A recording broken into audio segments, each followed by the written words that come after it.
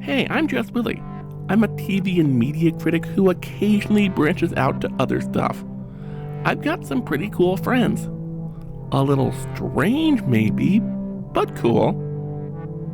There's Nick, an AI copy of a buddy of mine from college that I installed on my smart TV. He's supposed to keep the show on track, but he spends more time watching Brazilian cooking shows. You like my costume? It's Pikachu. There's King Ralph Detritus, an old toy from my childhood who is somehow alive. And he rules a massive underground kingdom from a stronghold in my basement. There's Zylogaphia P. Robinson. She's a magical winter elf who started out as an observer from the International Internet Reviewers Guild, but she sorta went native. If you want to know the story, go and watch the back catalog.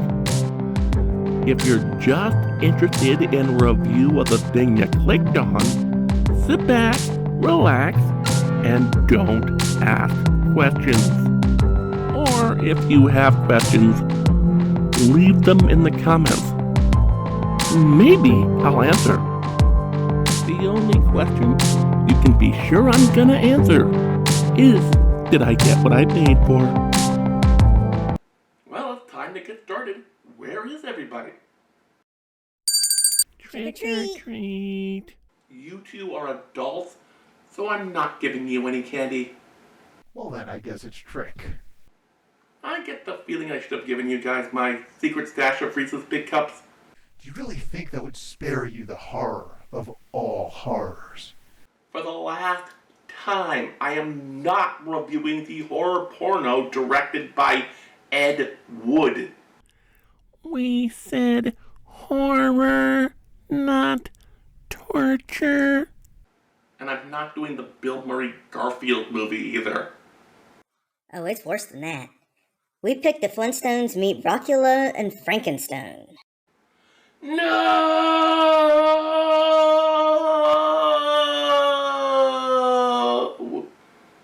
Don't be chicken. It's not like we asked you to review the alligator people. Anyway, our story begins with Fred looking for his chicken beak. What? Don't worry, he's not cooking dinner. It's part of a costume. Wilma's already dressed up like a bunny. Fred puts on the rest of the suit and they walk across the yard. Dino starts yipping at them, thinking they're intruders. Next door, Betty wants to know what's causing the racket. Barney says, "Oh, it's nothing strange. Just Fred walking across the yard in a chicken costume." Dino is a dinosaur, but he's coded as a dog. I hate to break this to Hannah and Barbara, but dogs are not fooled by costumes. Gizmo loves Halloween. He thinks of it as that day when all his favorite neighbors come to the door and pet him. Fred and Wilma start the car and really put the pedal to the metal. Right as this cop pulls them over, the rebels come up behind them dressed as a bumblebee and a daisy. The cop calls it in. His CO says you've been working too hard. Either take a vacation, or I have you sent to Rockham Asylum for the insane. Take your pick. So, what's with the costumes? I have a few ideas about that, but I don't think I can say it on YouTube. And you'd be wrong. They're going to a taping of Let's Make a Deal. But it's one of those lame episodes where Wayne Brady was out a little bit too late the night before because of a Whose Line Is It Anyway after party. So Jonathan Mangum has to fill in as host. Barney gets picked for the first round. Fred is enraged because Barney wins $1,000. Mr. Rubble must have the Steve Millstone band on his IROC because he decided to, ho-ho, take the money and run. Mangum says, you think you can do better? Go on ahead. He gives Fred $1,000. Of course, he trades it for what's behind the curtain.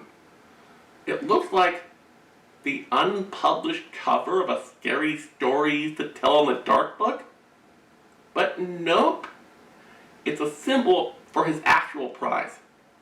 An all expenses paid trip to Roxylvania! Oh, so they go visit Lancaster and get some authentic Dutch apple pie? No, wait. Do they go to Hershey Park? Or maybe they hop on another train to see the Liberty Bell? No, this is the type of vacation where they need to pack steaks and garlic. But for some reason, Barney says, "Wow, that seems fun. I wish I'd traded in the money." The host says, I shouldn't do this, but these are special circumstances. Since he's your pal, I guess if you give me your money, we'll let you and your wife take the trip too. Barney says, "That sounds great." So they take the train to Roxylvania. They're a little late for the party they were supposed to attend. Igor shows up with his cab to take them to the famous home of Count Rockula. They hear a howl. Wilma says, "Was that a wolf?"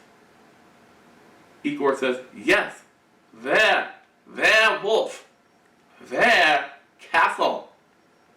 At which point, Mel Brooks called his lawyer. Fred says the guidebook states there are no wolves in the area. Igor says, "These are no ordinary wolves.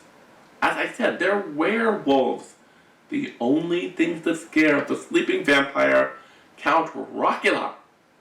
But don't worry, before he disappeared, the Count created a reanimated corpse to guard his residence. They get to the castle. Cloris Leachman greets them and takes their bags. They go to the check-in desk, and the manager says they have just enough time to get into their costume before the party really gets into full swing. The Flintstones get assigned the former quarters of Count Rockula. Fred's costume consists of a black cape, dark eye makeup, and a pair of plastic fangs. So he dressed up as Alice Cooper. Wilma gets a fancy dress and fangs. Ah, something truly terrifying. Lauren Boebert.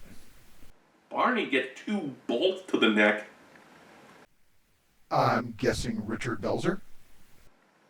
And Betty gets bolts and a tall fright wig. And Marge Simpson. The girls decide to take their pre-party trip to the bathroom. This leaves Fred and Barney to talk about the corny, classic horror theme gimmick. Fred taps a bat fixture on the wall and, zoinks, activates a trap door which leads to Count Rockula's secret lab. Fred takes one look around and says, "See, this is exactly what I'm talking about. I've seen better special effects at Six Flags Fright Fest." Barney sees Frankenstein's monster on the table and says, "Well, it looks pretty real to me, Fred." Fred says, "Come on, Bon, let's get out of here." They would, but they can't find a door. They wander around until they find some vines that lead up to Barney's room. I bet Fred and Barney are glad they got their Presidential Physical Fitness Awards, huh? Considering their age, they make the climb pretty easily. In a thunderstorm, no less. Speaking of the weather, lightning strikes the castle. Lights start flashing, all sorts of stuff explodes, and Rockula's machine turns on.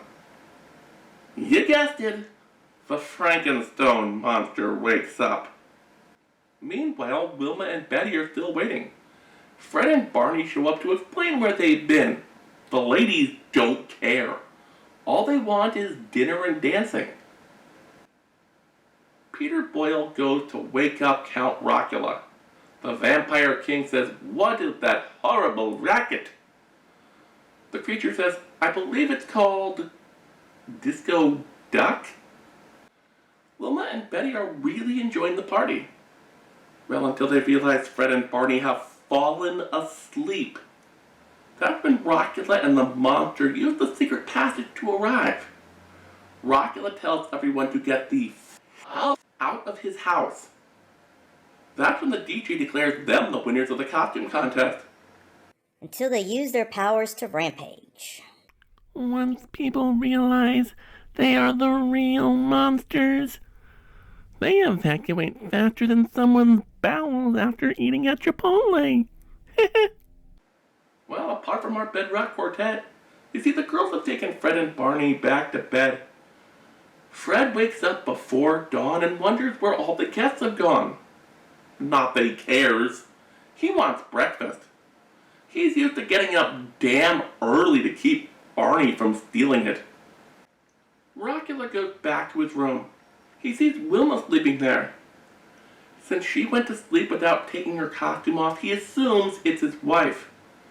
She starts waking up, so he hypnotizes her. Wilma says, "What the hell are you doing? Wait until my husband gets back." So he does the most logical thing possible. Yeah, what's that? Kidnapper, duh. What did you expect? Except the fact that the woman he's got the hots for is both monogamous and in a relationship? Don't be ridiculous. Fred and Barney notice nobody cleaned up the buffet, so they find a rather unusual way to take the job. A Hanna-Barbera cartoon with monsters and the protagonist raiding buffets? Jinx! What a novel idea. You know what would be more original? If the Frankenstone monster showed up to steal some of the food. Anyway, their hunger sated, they go back to bed. Fred finds Wilma is missing, so he goes to check with the Rubbles. When she's not there, Fred says, "Let's split up and look for clues." I'm pretty sure that line is coming from the wrong Fred. Meanwhile, Rockula is trying to remind Wilma of all the good times they had.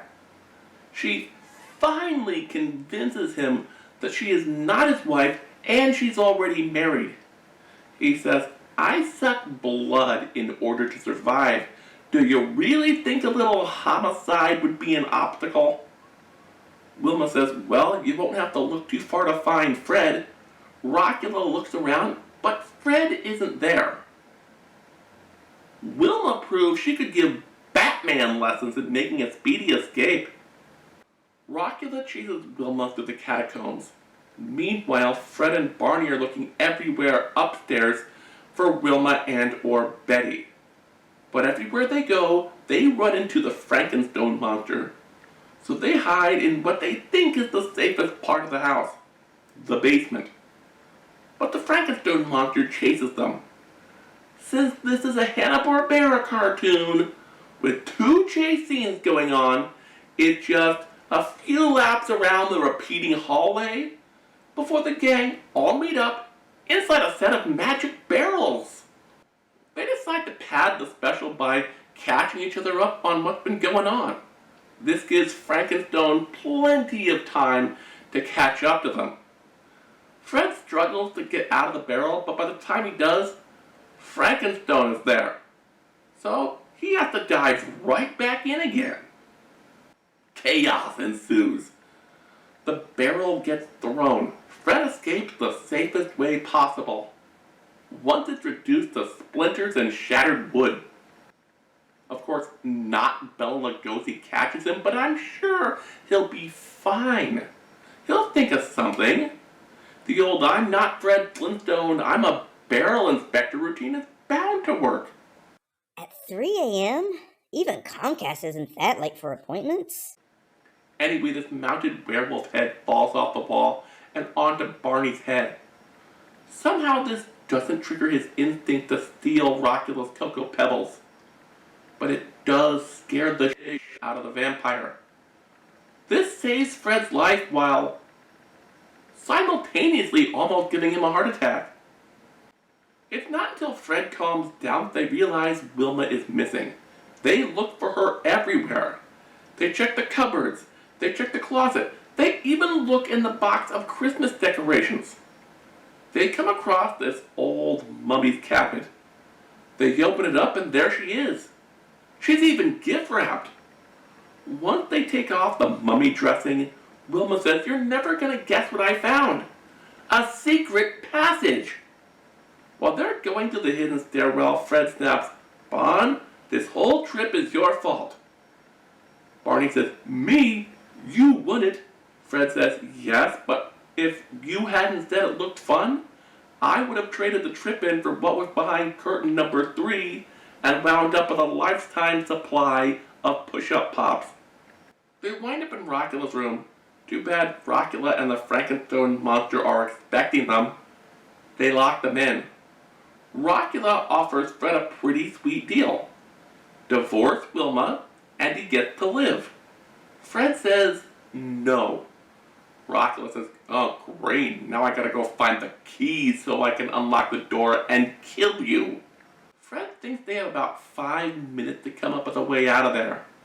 So he channels all of his brain power to one viable solution. Jumping out the window! Which, would mean he'd be dead. And Rockula, like me, would be totally willing to bang Wilma when she's on the rebound. So Fred suggests using the bed sheet to make a parachute. But even if they strip the entire bedroom set, someone would be left behind. So Wilma and Betty suggest using them to make a rope, which works fine. Until Fred climbs down and lands right on top of Frankie. He runs up the rope again and Wilma says, "Silly me, there was another secret passage here the whole time." So they make it over the rubble room right as Rockula bursts in. It's a good thing this isn't the Flintstones' first case of dealing with otherworldly horror, so they remember to lock the secret passage behind them. It takes a while, but Rockula still gets in. Fred lures him to the center of the room and tries to trigger the trapdoor. But he can't quite remember how he did it. He starts pulling all the knickknacks off the wall and Rockula just stands there. He put all the mechanisms there himself, so you'd think he'd know better. Your memory is foggy for about 5 minutes after you get up, right? Yeah, so? Imagine you'd been asleep for 500 years. Point taken. They find the bat on the wall and the count goes down the laundry chute. Team Bedrock just walks out the front door. They break land speed records heading to the train station. Rockula remembers he can turn into a bat and escapes. He chases after them. Fred realizes it's 2 hours to sunrise, so they are off. So Wilma whispers to Barney to do his rooster impression. Rockula freaks out. He thinks the sun's about to come up, so he flies back to the castle. The Flintstones get home. They put their bags away, grab a bite, and relax knowing they've seen the last of Rockula. He shows up 2 minutes later, begging Wilma for another shot. And she accepts. She'll divorce Fred. She says as long as you promise to stop staying out all night and sleeping in all day. You've got to do your own laundry, paint the fence, change Baby Puss's cat box, take Dino for a walk, and make sure Pebbles gets to school every day. At which point, Rockula is out of there faster than one of Maury's guests after a paternity test. Wait, this cartoon is set after the birth of Pebbles and Bam Bam? Yeah. What kind of parents leave their 2 infants at home while they party in Europe? They weren't alone. They had Dino with them. Would you leave Gizmo in charge of a child? I don't see a problem. I'm sure they'd take great care of him. I think you misheard me. I didn't ask whether you'd let a kid watch Gizmo. I asked, would you let Gizmo babysit a child? Anyways, rant rap time! I know what you're thinking. This is a Flintstones review. Those are notoriously hit or miss. I often either front load those in the season just to get them over with, or I put them off because I absolutely dread them. But that's not necessarily the case. I'm kinda torn on this one. On the one hand, this is one of those prime-time Hanna-Barbera specials. That means the animation's a lot cleaner than their standard fare. After all, there's a chance parents could be watching with their kids instead of letting the TV be the babysitter.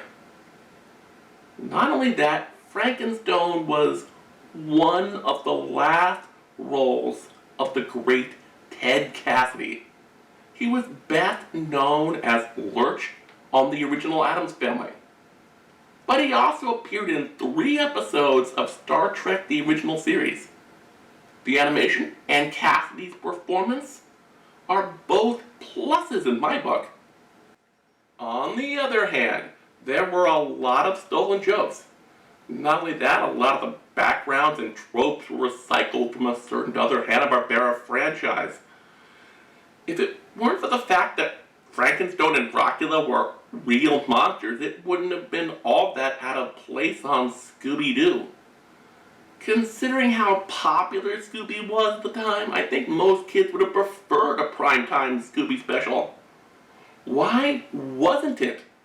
I mean, they already had Casey Shaggy Kasem as the game show host, Don Scooby-Doo Messick as Igor, Lenny Scrappy-Doo Weinrib as the hotel manager, and John, almost every authority figure Mystery Inc. encountered Stevenson as Dracula.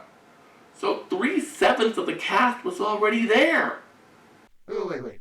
Casey Kasem, Don Messick, Lenny Weinrib, and John Stevenson.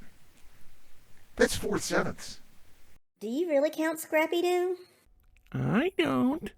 Me either. But he mentioned Lenny Weinrib as a regular, so... Lenny Weinrib played more than just Scrappy, you know. True. However, Jess, buddy, please get me out of this. However, this is one of those episodes that's a secret love of mine. A review where my answer to the question, did I get what I paid for, doesn't hinge on the quality of the film, great performances, or an overall great story. No, it comes down to the price. I paid $10 for a DVD of 2 Flintstones movies and 5 specials. So I paid $1.43 to see this. Do I think you should watch it for yourself? I must be getting soft in my old age, but I yabba dabba doo!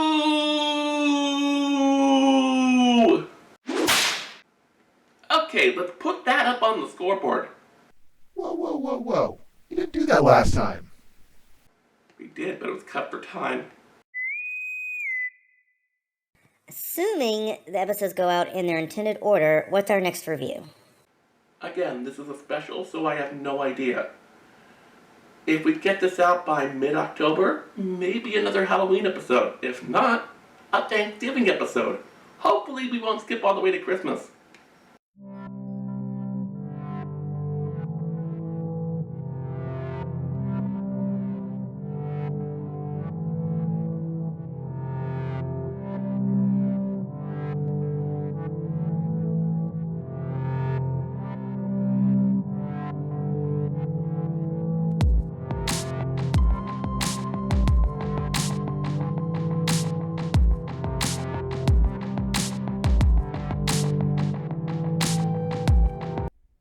What did Mr. Hedgehog do to deserve that?